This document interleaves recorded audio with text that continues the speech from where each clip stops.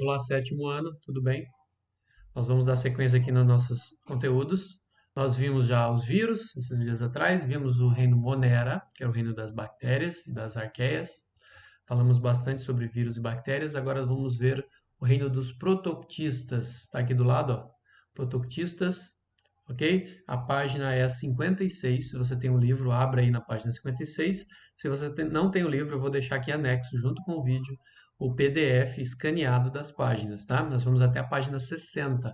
Então, vocês acompanhem comigo aí, fazendo as anotações no caderno, ok? Coloque ali o título, Reino dos Protoctistas, e faça as anotações, ok? Vamos lá, então. Começando, então, tema 4 da unidade 2, nós temos ali o reino dos protoctistas, também são chamados de protistas, tá bom? Então, às vezes você vai ouvir eu dizendo aqui protistas, é a mesma coisa que protoctistas. Então, vamos lá. O reino protoctista inclui seres eucarióticos, vamos anotar isso aqui, eucarióticos, nós vimos o que são os eucariontes ou eucarióticos, né? Aqueles que têm a célula, membrana, aí tem lá o citoplasma, vamos colocar aqui de azul, citoplasma. O citoplasma preenche o interior da célula. E os eucariontes, eles têm, além do citoplasma, da membrana e do citoplasma, eles têm um núcleo. O núcleo. E dentro do núcleo está o material genético. Ok? Vocês lembram que nós vimos nos moneras, eles têm lá a membrana, e aí eles têm uma parede em volta, tem uma parede celular em volta, parede celular em volta.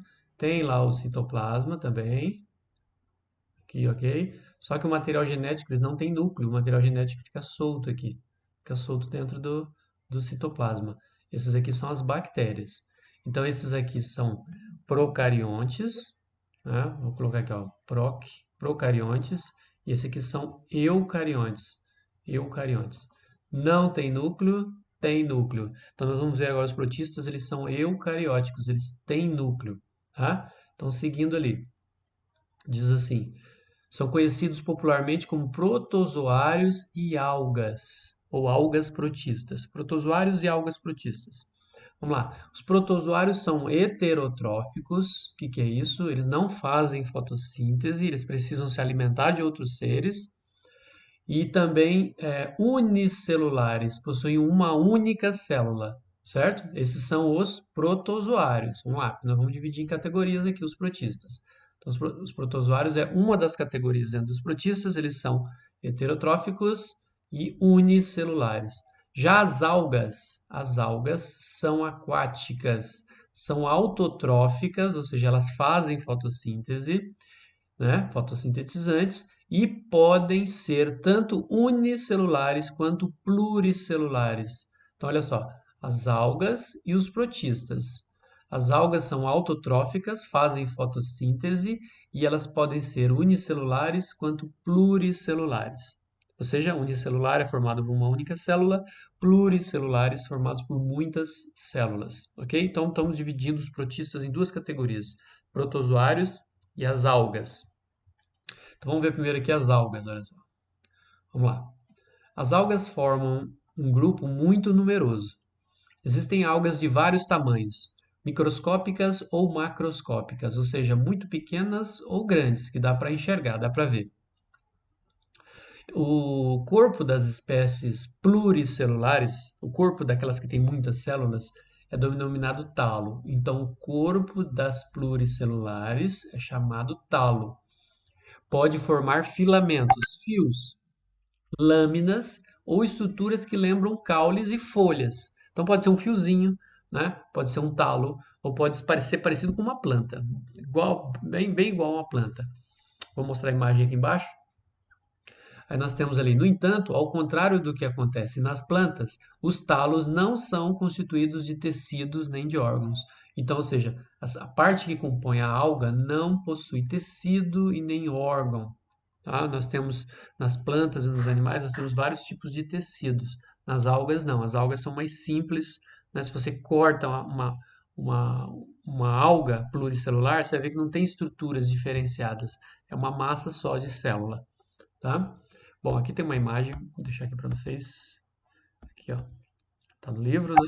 Isso aqui é uma alga pluricelular da espécie Eclonia radiata. É uma alga vermelha. Olha lá. Nós vamos ver que daí tem as cores. Nós temos as pardas, as vermelhas e as verdes. Então, vamos ver já já isso aí. Ok? Vou ver se eu coloco aqui um vídeo de algumas algas para vocês. Ó, 2, 3 e já!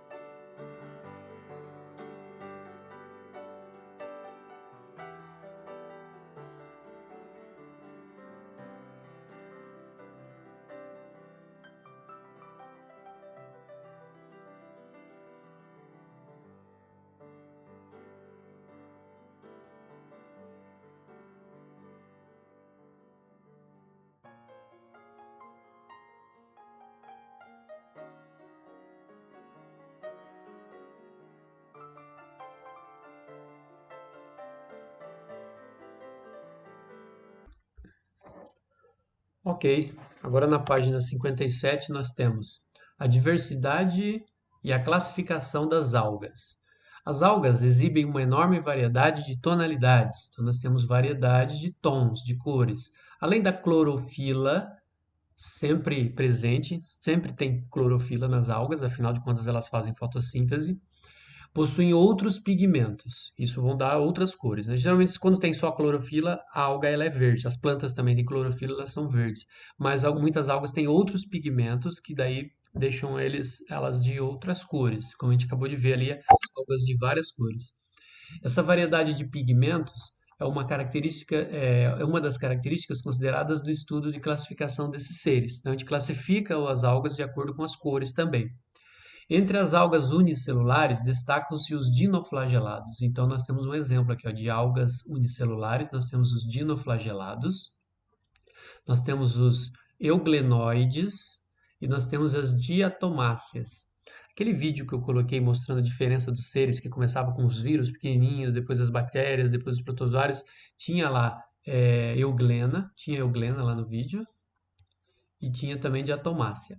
Qualquer coisa volta lá, e essa imagem aqui inclusive, ó, diatomácea aqui embaixo, redondinha, tinha lá no nosso vídeo com comparação de tamanhos. Bom, aqui embaixo, já olhando a imagem, nós temos aqui ó, os dinoflagelados na primeira, que são dinoflagelados, essa primeira aqui.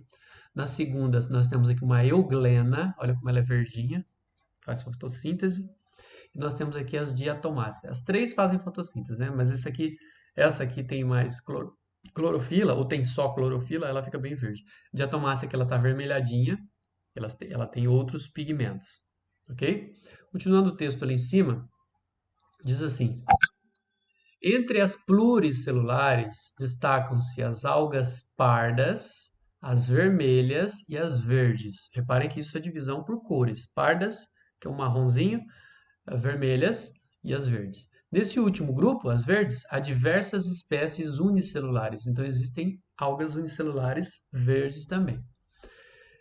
Algas pluricelulares, que são essas que a gente viu por último aqui das cores, algas pluricelulares apresentam estruturas mais complexas, então elas têm estruturas mais complexas e podem ter talos bastante especializados. Elas vivem fixas no fundo de rios mares e em pedras e outros substratos. Então pode ter muita diferença entre os tipos de talos, tá? Os tipos de corpo o corpo das algas, dessas pluricelulares. Então aqui, ó, elas vivem fixas no fundo de rios, em mares ou em pedras e outros substratos. Ficam fixas, né? Às vezes em rocha, às vezes no solo mesmo, no fundo da água, né? E algumas ficam flutuando ali no meio da água. Bom, aí deixa eu subir aqui a página para vocês. Aqui está falando os nomes científicos aqui embaixo dos desenhos, mas eu não vou ler agora não. Seguindo aqui. A reprodução das algas. Deixa eu só arrumar aqui. Assim. A reprodução das algas. Vou assinalar aqui. As algas podem se reproduzir sexuada ou assexuadamente, ou seja, vai ter célula de reprodução com macho e fêmea ou não. Né? Então vamos ver como isso acontece. A reprodução sexuada ocorre pela fusão de gametos, a junção de gametas, célula masculina com célula feminina se juntam para formar uma nova plantinha.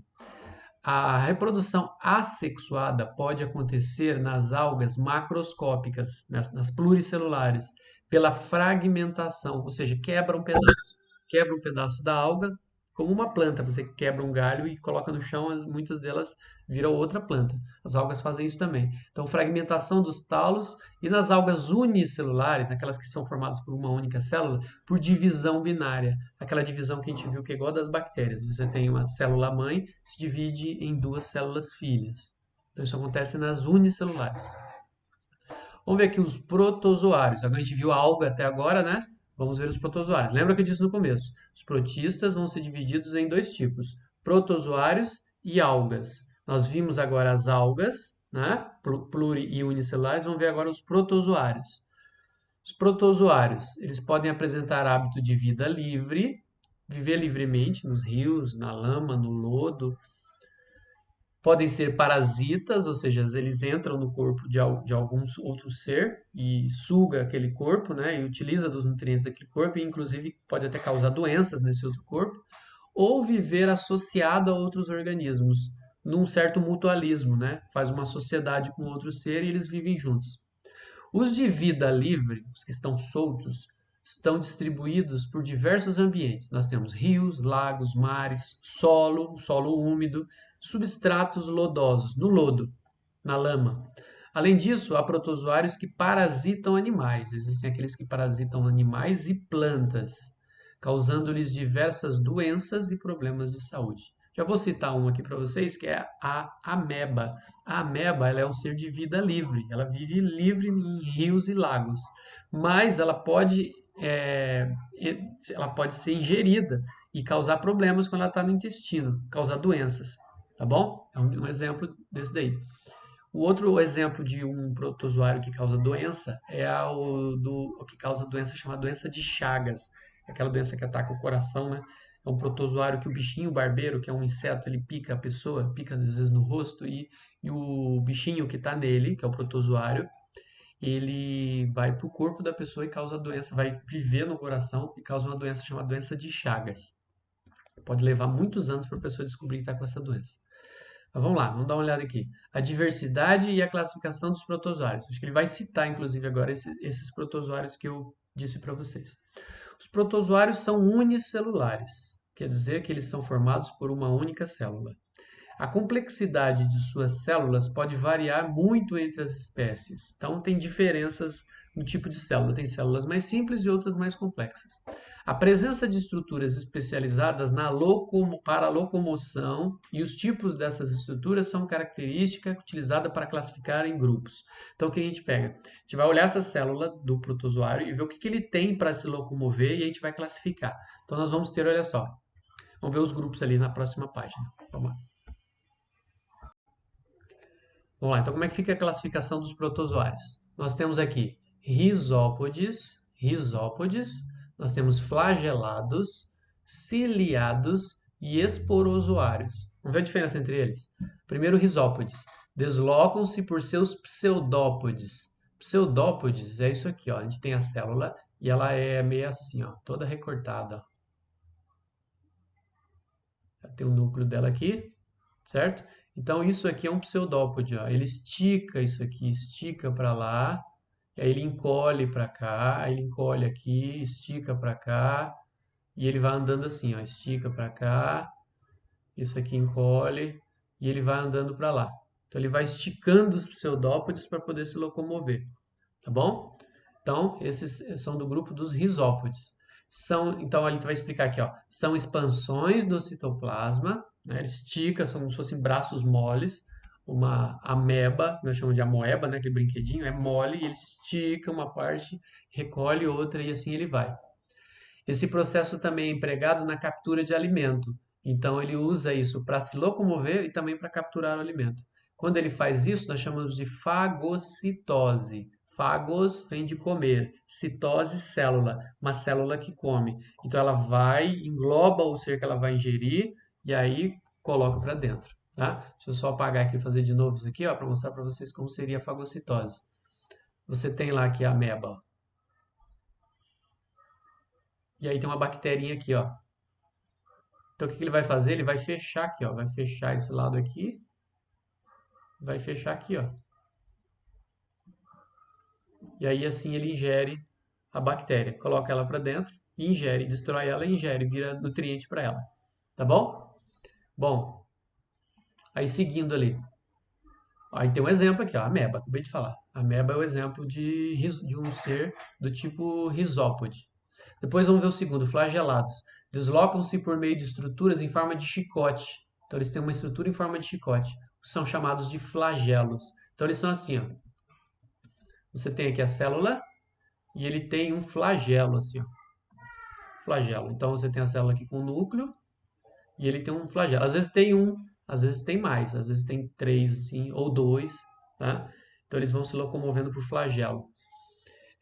Exemplo, a giardia e o tripanossomo. São dois seres que têm flagelos. O tripanossomo está aqui embaixo, inclusive. Eu já falo do desenho ali embaixo.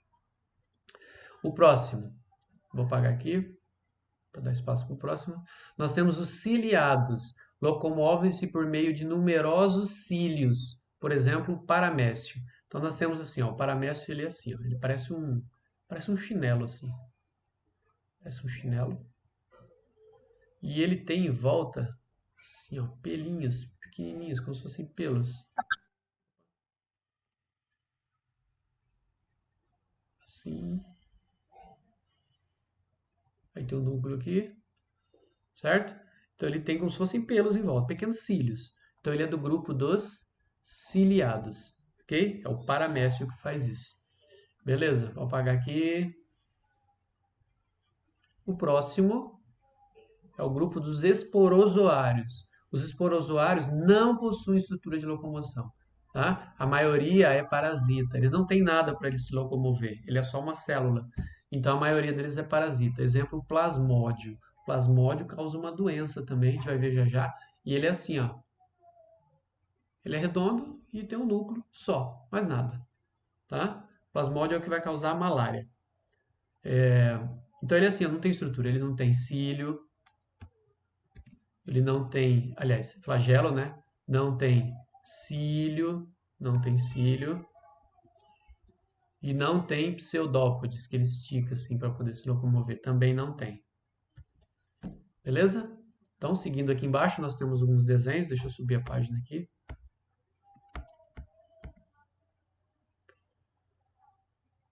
Aqui. Deixa eu subir mais um pouquinho que eu já falo de baixo também. Não vai caber. Vamos falar do meio aqui primeiro. Nós temos aqui, ó, letra A. Deixa eu assinalar com a cor aqui. Letra A, o tripanossomo da espécie Trypanosoma cruzi. É esse primeiro aqui, ó. Esses aqui, ó. Tem três aqui, ó. Eles parecem um pouco com uma raia. Olhando de cima, eles são mais ou menos assim, ó. E aí eles têm um rabinho para trás, tá? Olhando de lado, eles ficam assim, ó. O rabinho aqui. Eles ficam mais ou menos assim, de lado. Trypanosoma. Ah, eu cortei. Desculpa, gente. Vou mostrar aqui em cima. Olha lá, como ele parece. Parece uma raia. Isso de cima e de lado. Então ele parece uma raia, assim. E aí ele tem um rabinho. O Trypanosoma, claro que ele é muito pequenininho. E ele é um protozoário muito pequeno, microscópico. E, e ele causa doença chamada doença de Chagas, que é transmitida pelo bicho barbeiro, que é aquele inseto, parece um besourinho, pica as pessoas. Depois nós temos ali, ó, ele é flagelado, né? Flagelado é causador de doença de Chagas, tá aqui. Depois letra B, o paramécio é o segundo que tá aqui, ó. Nós temos aqui o paramécio, que eu até desenhei ali. Aqui não dá para ver os pelos, que são bem pequenininhos, tá?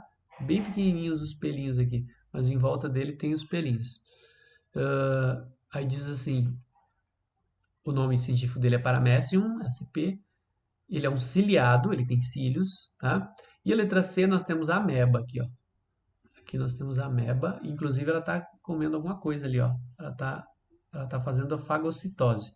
Olha só, aqui você tem um pseudópode, aqui você tem outro pseudópode, aqui tem outro, outro. Então ela é assim, meia toda disforme, né? E ela vai andando assim. Aqui ela está fazendo, tá ingerindo ali alguma coisa, provavelmente uma bactéria. Então está dizendo ali, ameba da espécie Caos carolinense emitindo pseudópodes sobre um corpo estranho. Então ele tá se alimentando daquele corpo estranho que ele não sabe o que é aquilo ali. Pode ser uma bactéria, tá? Beleza, aí que está dizendo que as imagens são obtidas com microscópio óptico. Subindo agora. Aqui nós temos etapas da fagocitose. Deixa eu ver o que dá para mostrar aqui. Nós temos uma ameba, dá para ver os pseudópodes aqui, ó. Vamos dar aqui. Olha lá, pseudópode, outro pseudópode, né? Ele estica tudo isso aqui para poder se movimentar. Temos o núcleo aqui.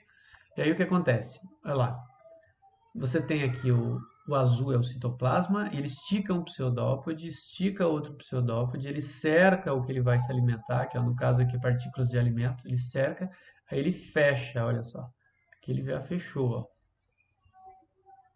Fechou? E aí junta aqui, essa parte aqui, ó, junta e fica uma coisa só. E pronto, ó, tá tudo dentro da célula agora, vai ser ingerido. Beleza?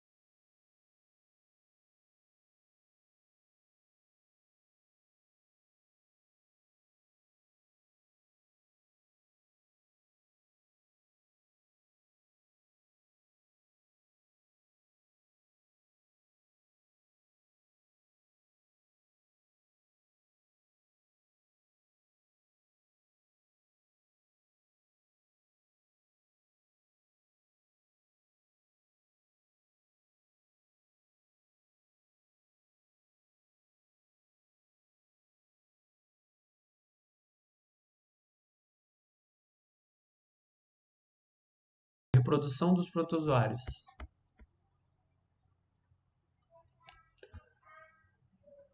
A reprodução dos protozoários.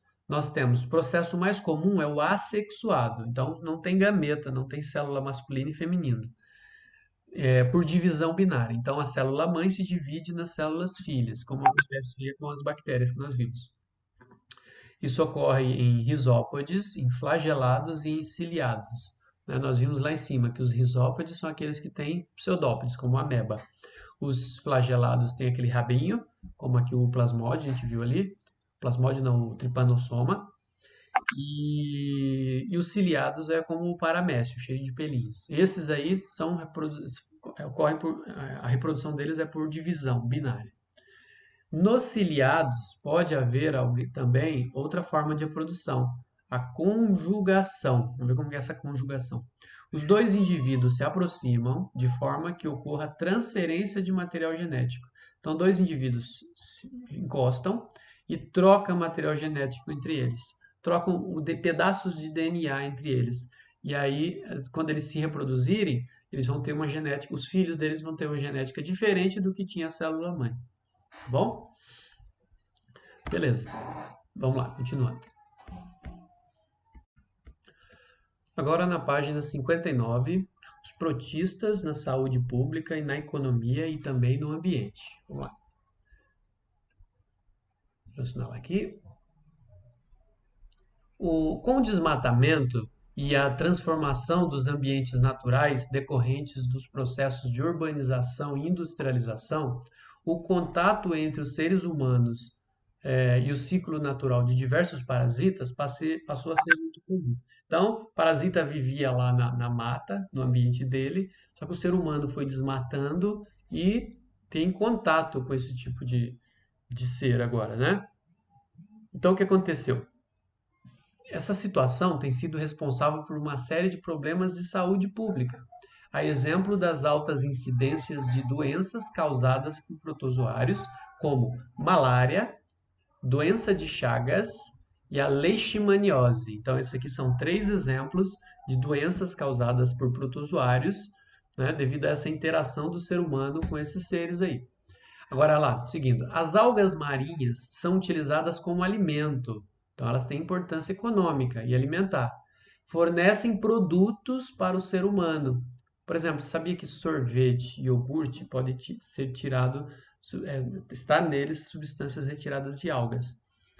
Podemos citar, por exemplo, o comércio da alga vermelha, então, ou seja, a alga vermelha do gênero Porphyra, chamada no Japão de nori, ela é usada para preparar o sushi. Então, o nori é aquela casquinha escura do sushi, aquela folhinha escura que fica em volta. Aquilo ali é o nori. Aquilo é uma alga, tá? E ela é uma alga vermelha, uma alga vermelha, tá bom? Ela é escura ali, claro, né? Porque já escureceu, ela foi tirada da natureza, escureceu, mas ela é uma alga vermelha. O agar é extraído de algumas algas. Ele é utilizado para quê, o agar? É utilizado nas indústrias de alimentos, cosméticos e medicamentos. Então serve para fazer remédio, serve para fazer produtos de limpeza e de estética, e também para alimentos. Em atividades de laboratório também, quando tem aqueles vidrinhos onde eles fazem cultura de bactérias, naquele vidro eles colocam o agar e está aqui dizendo, né, para o cultivo de micro-organismos.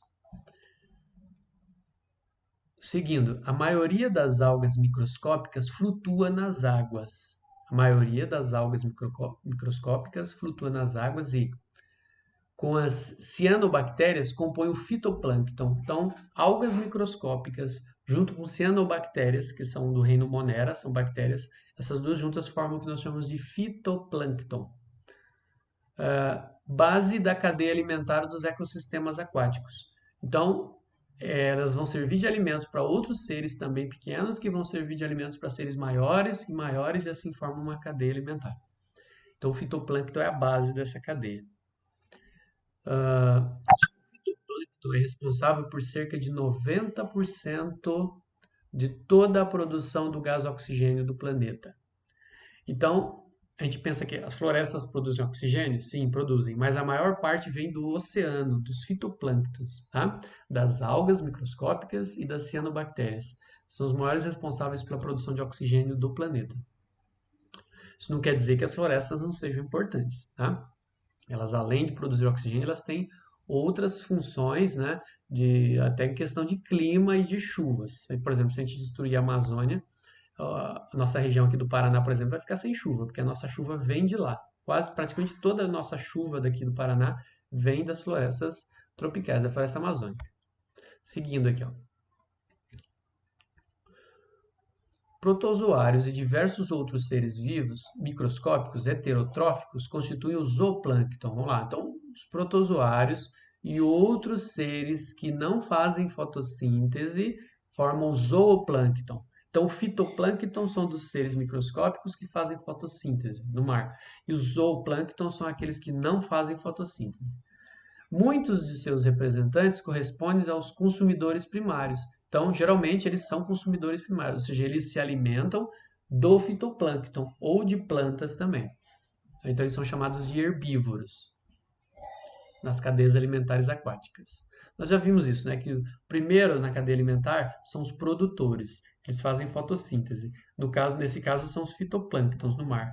Depois deles vem os herbívoros, que são consumidores primários. Eles não fazem fotossíntese, então eles são herbívoros. Beleza, agora eu vou só subir ali em cima para mostrar a transmissão da doença. Aqui no cantinho, ó. Transmissão da doença de Chagas. Tem uma pessoa dormindo e tem um bichinho aqui no rosto dele, ó. Esse bichinho é o bicho barbeiro, tá aqui, ó. Bicho barbeiro, ele faz um cocôzinho aqui, ó. E quando a pessoa, ele pica, né? Ele tem um bico aqui na frente, ele pica a pessoa, faz um buraquinho e ele faz um cocôzinho ali perto. A pessoa à noite, ela coça o rosto, e aí ela arrasta as fezes aqui para dentro do buraquinho da mordida da picada do bicho barbeiro. E aí nessas fezes estão o bichinho que é o Trypanosoma cruzi, que é um protozoário. Ele entra pelo buraquinho e ele vai circular pelo corpo e a pessoa vai pegar a doença. Tá bom? Bom, agora aqui, vamos descer lá. Vamos ver esse mapa aqui. Concentração das diatomáceas. As diatomáceas são um tipo de protozoário, né? Elas fazem parte do fitoplâncton, ela é unicelular e tá aqui, ó. Então, nós temos um mapa e dá para ver aqui que a parte, deixa eu ver aqui, vermelho, amarelo, verde, azul. Então, quando é vermelho é onde tem muito, amarelo tem um pouco menos, verde tem pouco e azul não tem quase nada, ou tem menos ainda. Então, onde nós temos aqui regiões de vermelho, ó. Aqui, olha aqui no litoral aqui da costa do Pacífico, aqui na costa da África temos aqui também, aqui em cima nós temos aqui, toda essa região aqui tem também bastante, e aqui embaixo tem muito, ó. Certo? Então, as regiões onde tem mais. Depois temos outras regiões aqui, ó. Essa região, toda essa região aqui, né? Aqui também, e aqui. Aqui também. E aqui, e aqui. Aí no azul tem também, mas tem menos, né? Toda essa parte azul aqui tem, mas nós temos menos, uma quantidade menor. Ok? Beleza? Vamos para a próxima página. Aqui a página 60, a última página dessa aula de hoje. Está dizendo, nós temos um texto aqui do tipo Coletivo Ciências e o título é Aproximando Dois Mundos. Vamos ver o que é isso aí.